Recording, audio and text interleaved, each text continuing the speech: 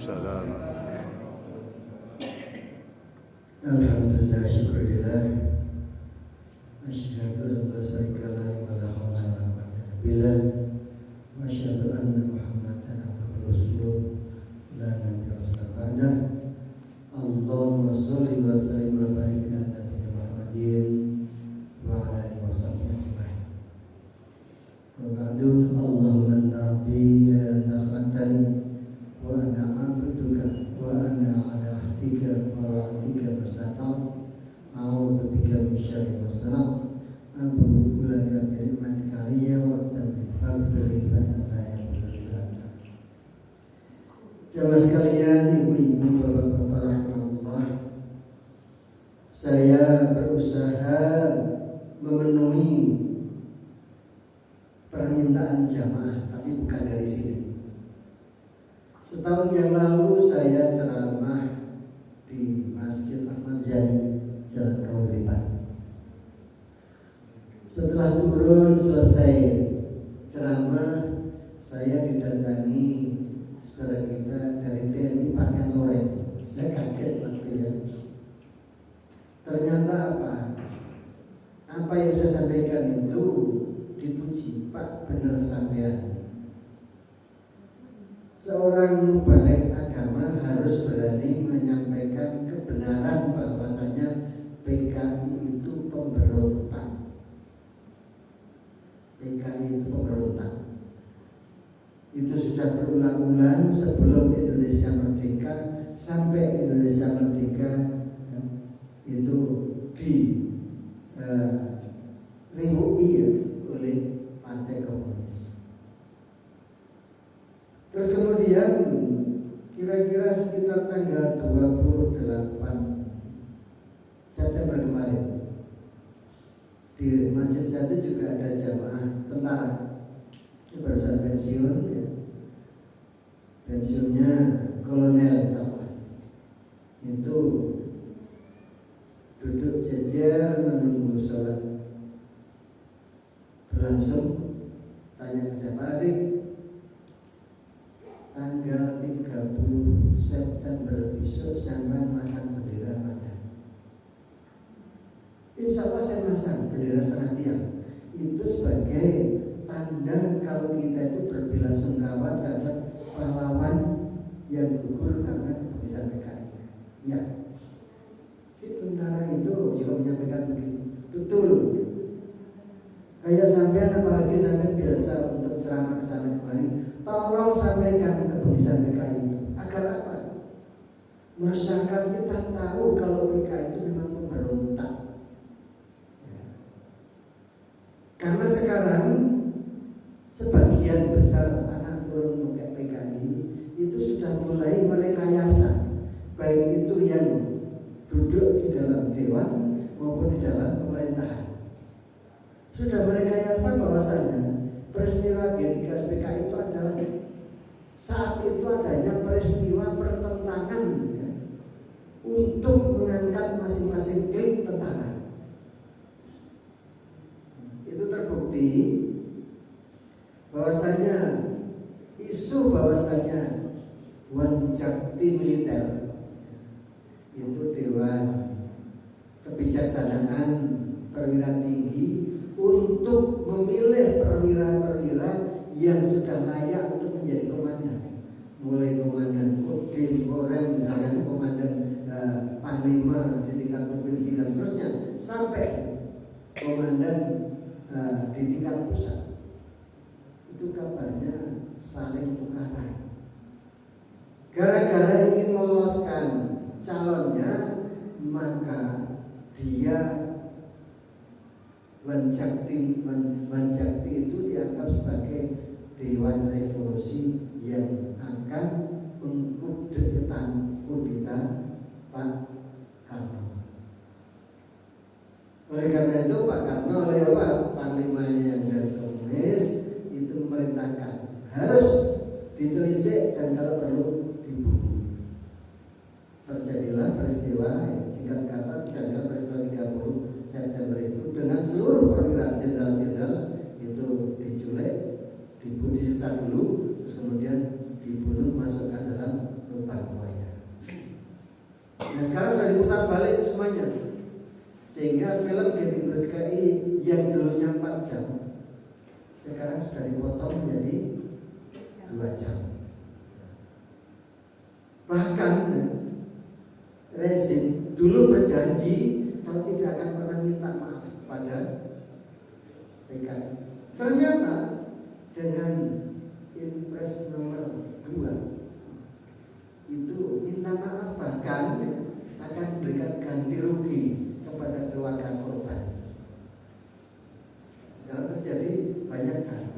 Terus tentara yang mengobrol saya Pak Nadik. Jadi sekarang anak cucu komunis itu sudah berada di pemerintahan, ada di TNI, ada di Dewan dan sebagainya. Itu berusaha untuk memutar balik peristiwa itu semuanya. Tolong sampai beritahukan pada masyarakat yang bisa untuk sampai jumpai lewat ceramah-ceramah tabligh agar mereka tahu yang sebenarnya. Nah, ini kalau nggak dari ringkasan ya, dari buku Indonesia Berdarah itu ada 3 cendekiawan kita yang menulis tentang peristiwa PKI itu. Ini ada ringkasannya, bahwasanya, namun demikian saya pesan dulu, bahwasanya anak cucu PKI tidak ikut berdosa, tidak perlu atau jangan sampai kita membencinya. Kayak para sahabat Rasulullah itu, anak cucu Abu Lahab dan Abu Jahal itu tidak pernah diasingkan, tidak pernah istilahnya diisolasi dalam pergaulan bermasyarakat. Demikian juga kita umat Islam jangan sampai membenci anak cucu PKI. Saya kira bapak-bapak atau ibu yang usianya belum mencapai 70 tahun tidak paham tentang gerakan PKI waktu itu. Kalau 70 tahun sedikit-sedikit, insya Allah sudah 70 tahun berarti tahun kelahiran sekitar tahun 50-53 itu sudah tahu betapa gegap gempitanya waktu sebelum PKI itu terjadi paceklik yang memang berat.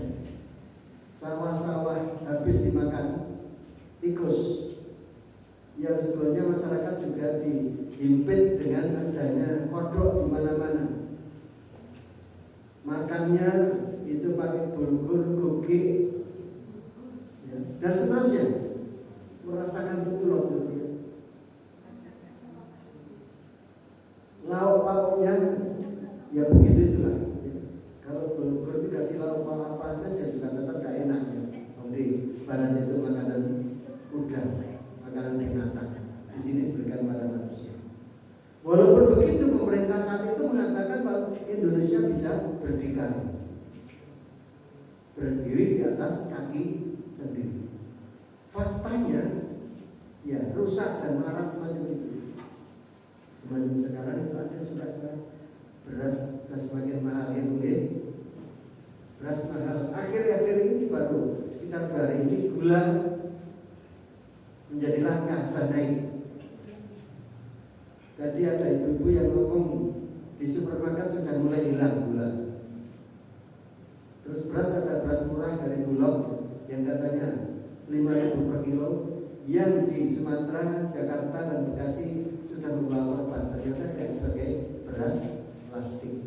Yang itu semuanya adalah perilaku dari pihak-pihak mengimpor dari Cina. Jadi sekarang harus urusan itu hati-hati.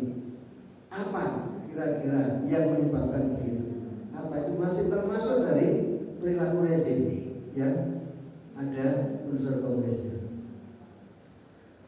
Ini masalah PKI itu bukan soal agama. Namun PKI terbukti kalau memusuhi para ulama.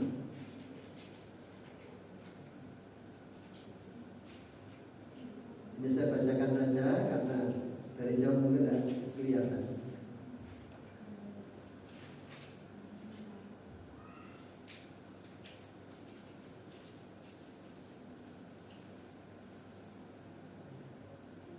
Sejarah Indonesia pasca merdeka ditandai dengan adanya pemberontakan Partai Komunis Indonesia. Dahulu gerakan revolusioner yang disebut formal fase non parlementer, yakni pengambil alihan kekuasaan dari pemerintah yang sah. Usaha kudeta itu disertai pula penculikan dan penganiayaan serta pembunuhan sejumlah penduduk sipil, para ulama, santri, pejabat, dan polisi. Jadi PKI di mana-mana membuat gaduh.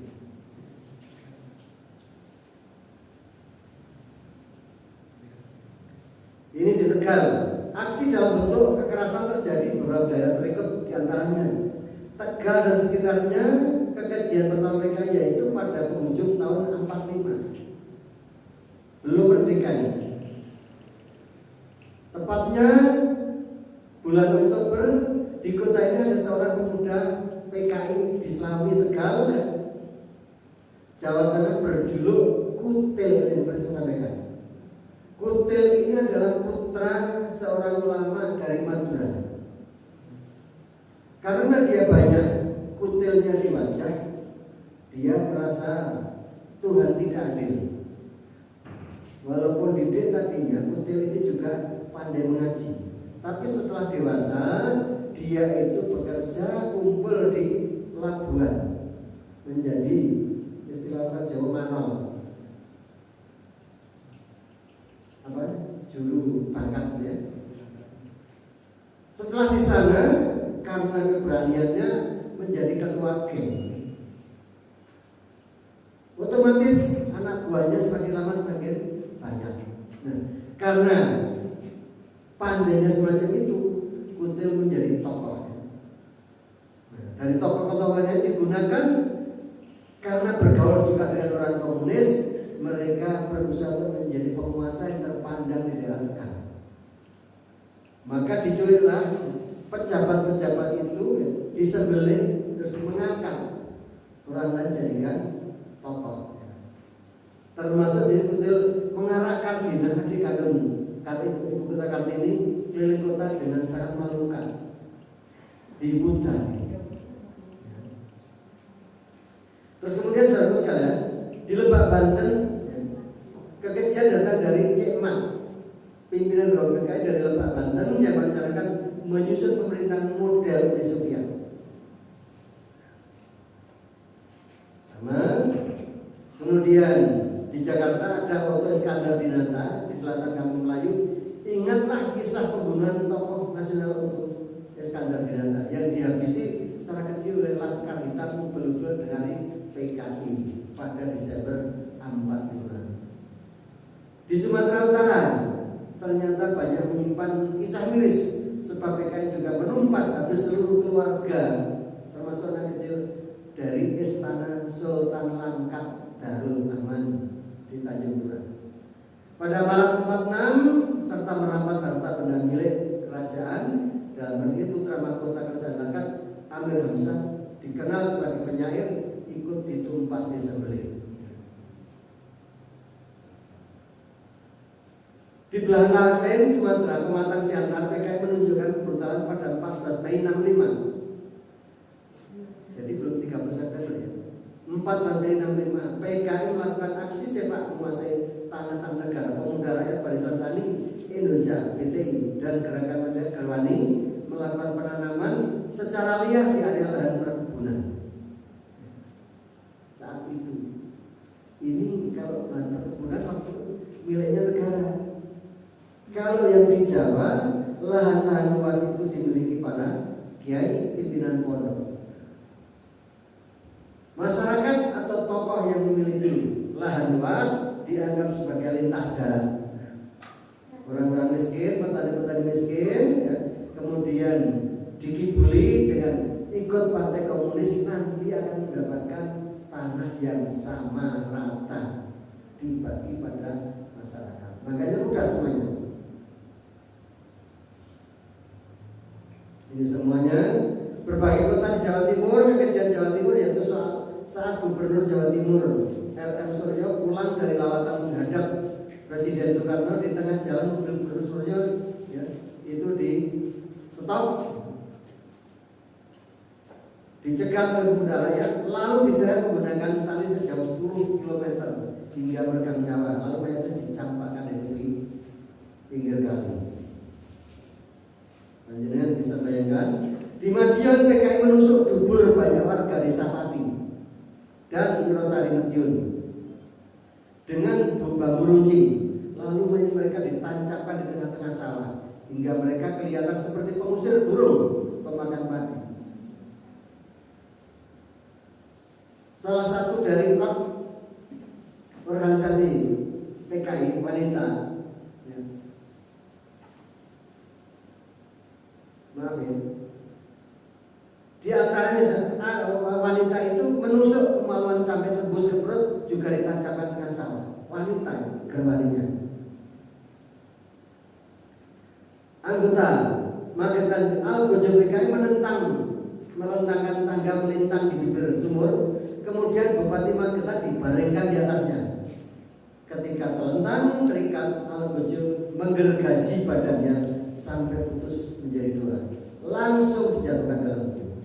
Panjenengan bisa bayangkan semacam itu. Betapa sadisnya orang-orang PKI. Betapa sadisnya. Jadi bukan masalah agama, jadi kesadisan itu semuanya telah datang. Kiai Sulaiman dari Magetan ditimbun di Sumur Soco bersama 200 orang santri lainnya sembari tetap berzikir pada September 48. Pak Kiai ini yang santri ini dilebok ke sumur, diikat dulu, terus dimasukkan ke dalam sumur. Panjenengan browsing bagaimana kesalahan PKI atau melihat film aslinya PKI, ini ada seperti itu.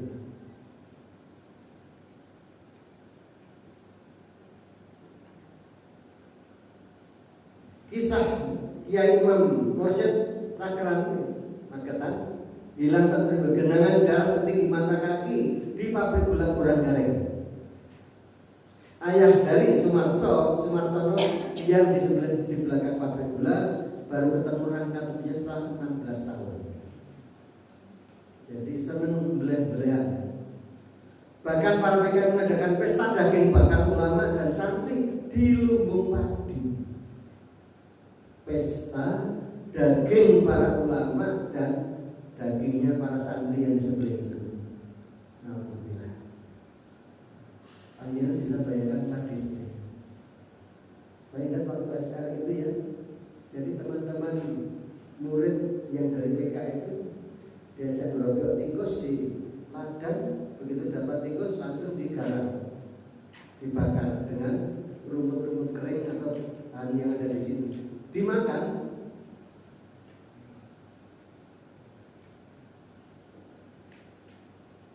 Kisah Isra yang sekarang menjadi guru Jawa Timur, ketika dulu masih berumur 10 tahun pada tahun 65, Isra hanya bisa memunguti potongan-potongan tubuh ayahnya yang sudah harus dibakar PKI di pinggir sawah dan hanya bisa dimasukkan ke dalam kaleng. Anaknya jumputi tulang belulangnya orang tuanya, dimasukkan hanya sekaleng. Di Blora, pasukan PKI menyerang markas kepolisian distrik Ngawen pada 18 Desember 48. Setidaknya, berarti kan berarti proklamasi kemerdekaan, 20 orang anggota polisi ditahan. Namun ada 7 polisi yang masih muda dipisahkan dari rekan-rekannya setelah datang perintah dari komandan pasukan PKI Blora. Mereka dibantai pada tanggal 20 September 48. Sementara yang 7 orang polisi muda tadi dieksekusi secara keji. Sing nom didaweki dipateni secara keji, sing tua langsung ditusuk dibunuh. Kemudian yang siksa itu leher mereka dijepit dengan bambu. Dalam kondisi terluka, para 7 orang polisi dibuang ke dalam kampus dalam kondisi masih hidup.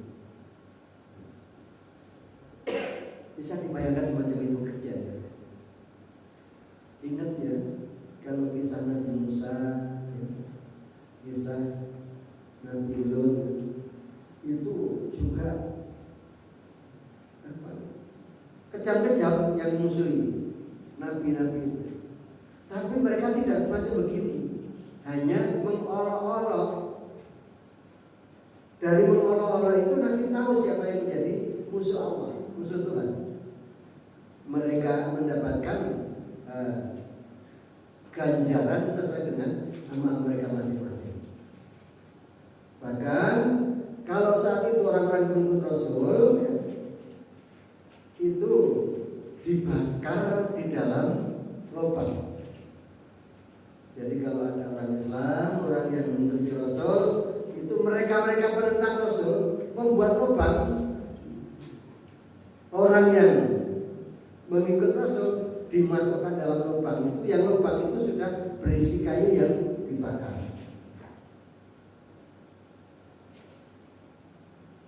Terus kemudian masih ada lagi di Kresek Kecamatan Dumus, PKI membantai hampir semua tawanan dengan cara keji. Para korban ditemukan dengan kepala terpenggal dan luka tembak. Luka tembak yang istilah perang ya. Ini kepala dipenggal. Di antara para korban ada anggota TNI, polisi, pejabat pemerintah, tokoh masyarakat dan ulama. Pokoknya semua yang tidak mau mengikuti dia masuk PKI komunis itu dimusuhi. Di Wonogiri, Jawa Tengah ternyata akrab dengan amis darah pekerjaan PKI yang muncul pejabat pemerintah, TNI, polisi dan dono. Semua jajaran tantapan untuk PKI di sebuah ruangan bekas laboratorium dan gudang dinamit. Di Tirtomonyo saat itu PKI menyekap 212 orang, kemudian dibantai satu persatu dengan keji pada Oktober 48. Ini sudah merdeka, tapi mereka memberontak.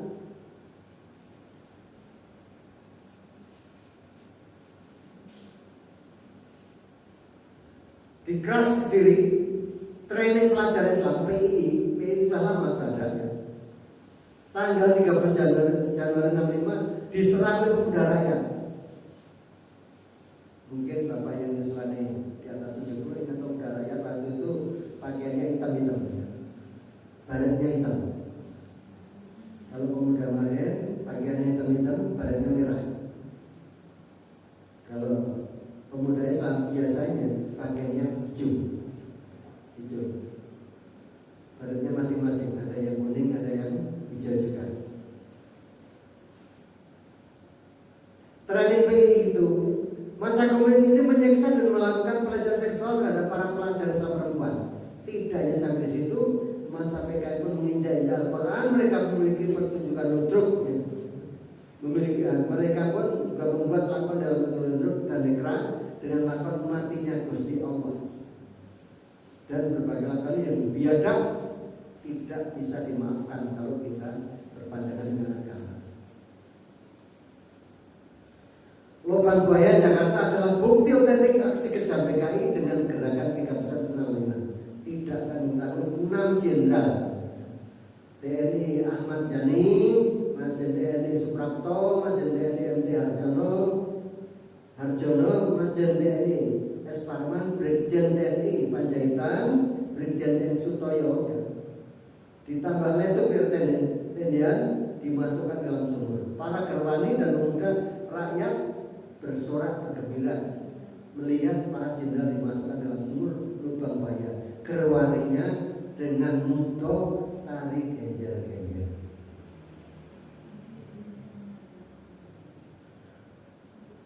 Di semua negara komunis di dunia ini melakukan pembantian dan penyembelihan kepada rakyatnya sendiri. Ini tulisan fakta sejarah. Di Rusia antara tahun 1917 sampai 1923 ada 500.000 rakyat Rusia dibantai karena tidak mau mengikuti pemerintah paham komunis. Kemudian di Rusia dalam paham Stalin, Marxisme, Leninisme dan komunisme, 6 juta petani ya, dibantai. 6 juta. Jadi mereka itu dalam mengembangkan ideologinya selalu dengan membunuh.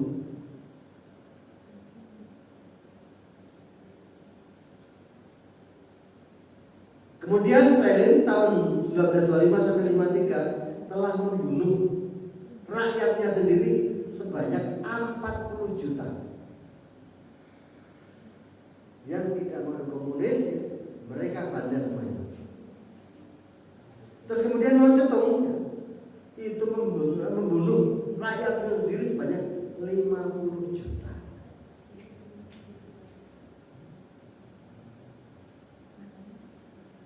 Kemudian di Kamboja yang belum lama ini, banyak yang ingat ini Pol Pot dulu ya, itu membantai rakyat sendiri 2,5 juta. Kan banyak itu ketemukan kerangka manusia ditumpuk-tumpuk ya. Itu Pol Pot ya, paham komunis.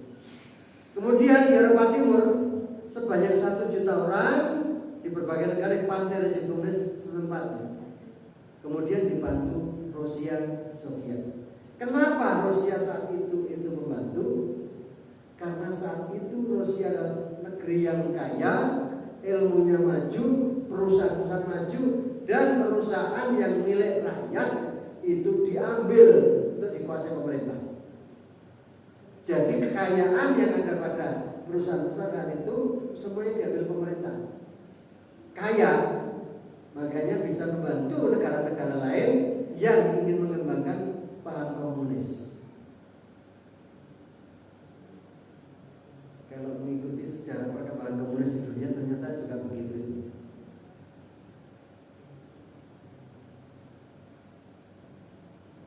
Rakyat Amerika Latin ya, dibantai 150.000 orang.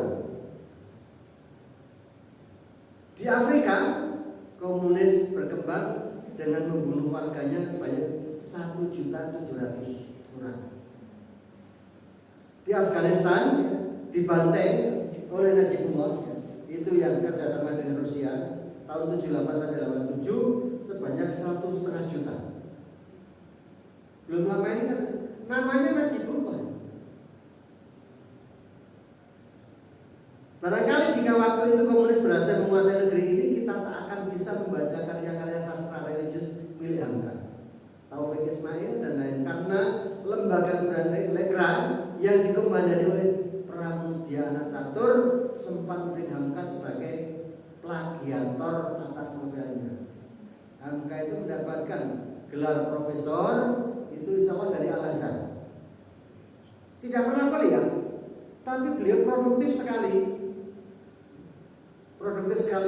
menulis, terus kemudian menafsirkan Al-Quran 30 juz di dalam penjara. Saya hanya baru punya berapa juz dan tafsirnya Hamka. Dimusuhi oleh Lekra dikomandani oleh Pramudia Anantatur. Suatu hari anaknya itu menjadi penyiar TV, anaknya Pramudia. Khususnya masalah-masalah kesenian. Penyair Khalil Anwar kalau pernah ketemu juga digugat dan dia sudah tidak punya arti apa-apa. Jadi dianggap plagiator. Plagiator itu meniru atau menyalin karangan orang lain, tulisan orang lain tanpa seizin orang yang ditiru. Sementara sebetulnya Hamka dan Khalil Anwar adalah karyanya sendiri. Bagaimanapun kelompok Al-Warid ini telah 2 kali melakukan kudeta dengan keji. Mereka menyembelih para santri, para kiai, para agamawan, para penjaga NKRI dan menolak paham komunis. Dikutip dari sejarah banjir darah para kiai santri. Ini yang saya sampaikan ke kalian. Intinya kalau panjenengan sami, pertama harus waspada bahasanya paham itu tidak mudah untuk hilang. PKI-nya sudah hilang, tapi paham komunisnya itu tidak hilang. Kalau panjenengan sama bahwasanya untuk menyatakan itu pendidikan kepada anak-anak kita itu juga tidak mudah. Nah, dalam rangka Maulid Nabi Saya ingin menyampaikan bahwasanya inti dari peringatan Maulid Nabi itu adalah kecintaan kita kepada Nabi dengan mengikuti apa yang sudah dicontohkan, apa yang dilakukan, apa yang diperbolehkan. Yang namanya ittiba, mengikuti.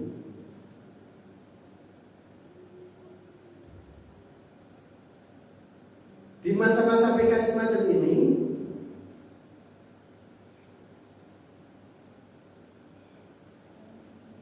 kita setelah melihat peristiwa-peristiwa komunis yang anti agama, solusi ke depan apa? Mengikuti perintah Nabi Muhammad.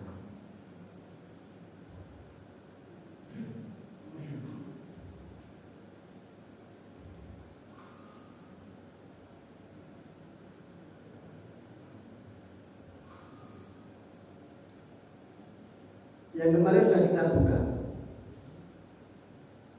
Karena amanat dari dua tentara itu, kebetulan kata dan semuanya, beliau itu mengatakan yang sangat dibenci dari TNI itu adalah oleh PKI adalah angkatan darat. Panjenengan itu tahun 65, 66 yang berangkat menuju daerah waktu itu PKAD. Singkatan apa ya? Resimen P-nya tuh. Ya? R-nya resimen.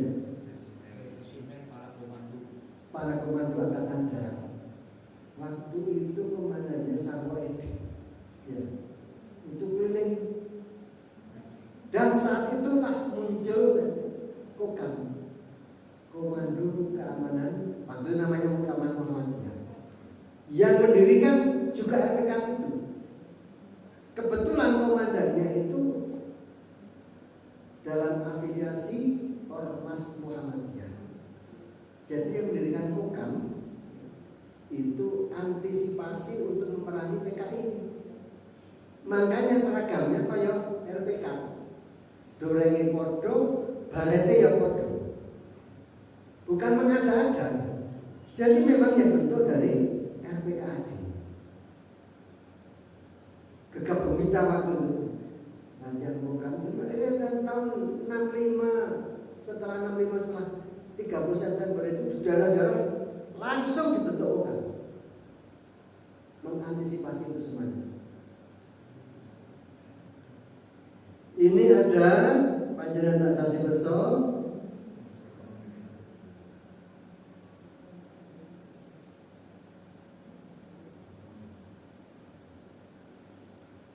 Perbedaan komunis dengan Islam.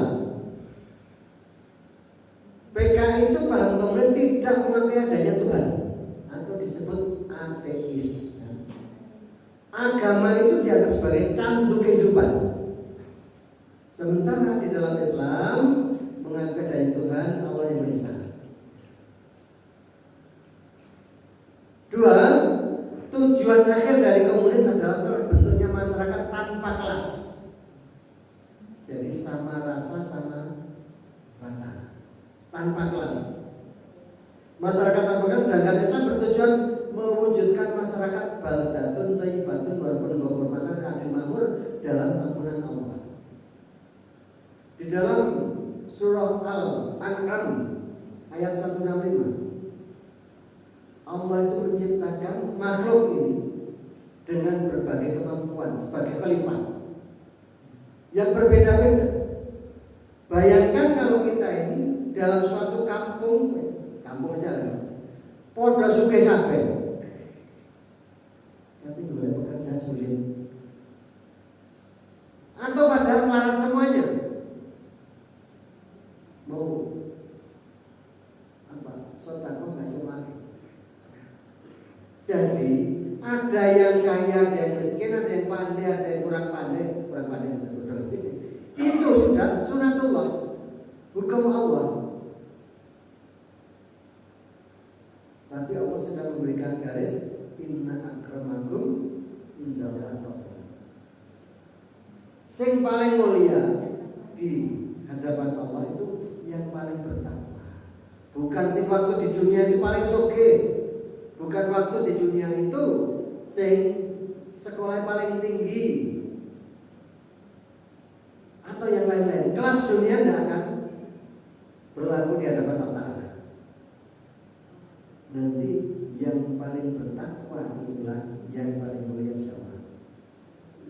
Ruben pesan kan, Beijing nek badhe milih pemimpin panggil, mulai milih wali kota, milih gubernur, milih anggota dewan tingkat 1 sampai pusat, pimpinan daerah, sampai milih presiden, sampai mencari yang paling bertakwa. Partai yang apa silakan, tapi yang paling bertakwa. Jangan ada umat Islam yang pemilu nanti goro-goro diberi bantuan serangan fajar 1.000, 50.000, 1.000, 200.000. Ada yang gangnya itu dipavingke, diaspalke, balik RW ini dibangun. Sementara dia itu bukan orang yang kelas mutakin, ojo dipilih. Kalau panjenengan dipurugi, jadi dibandingin ini, sebaiknya tidak ditompo. Ada yang lunak, tomponan tapi ojo dipilih. Kalau apa yang diberikan itu kita terima dan itu membuat kita tidak berbuat secara baik, melenceng dari tuntunan agama, maka lebih baik tidak diterima.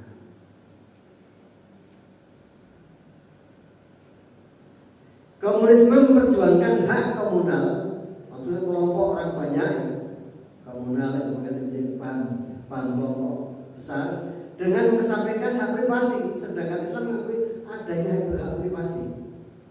Panjenengan nggak ada dalam, nggak ada rumah, panjenengan nggak ada sepeda, panjenengan nggak ada kekayaan macam-macam, termasuk panjenengan nggak ada keluarga. Itu hak privasi. Kalau di negeri komunis, anak-anak itu bukan jadi satu di negara, jadi hak negara. Akhirnya anak itu tidak tahu terhadap siapa orang tuanya. Itu ada kisahnya di Cordoba, di Spanyol. Anak itu diambil oleh tentara salib, dididik menjadi orang yang sangat kejam. Tapi anak ini sudah usia anak mungkin sekitar 7 tahun ke atas, pernah hidup dalam satu keluarga. Sewaktu anak ini dewasa, ternyata oleh komunis, oleh orang Nasrani tersebut dijadikan tentara yang paling kejam, komandan. Setelah itu ditugasi untuk membunuh seseorang. Ternyata seseorang waktu diparani itu dia mengaji, dan apa yang disuarakan orang yang mau dibunuh itu dia ingat kayak suara yang dulu pernah saya ingat. Ternyata ngajinya bapaknya. Akibatnya dikasih itu bapaknya ingat. Kalau gitu kamu keluar, pergilah ke Arab untuk mengaji.